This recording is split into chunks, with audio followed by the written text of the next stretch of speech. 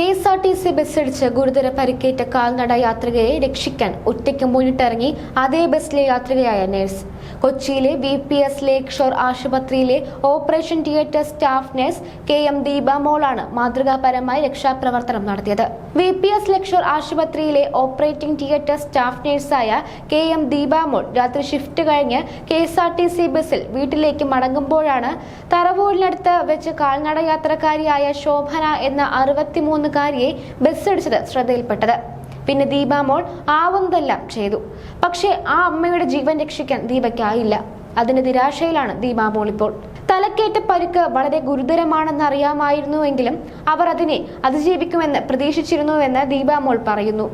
VPS Lakeshore managing director SK അബ്ദുള്ളയും മറ്റു ജീവനക്കാരും ദീപാമോളുടെ മനഃശക്തിയെയും സംയോജിത ഇടപെടലിനെയും പ്രശംസിച്ചു.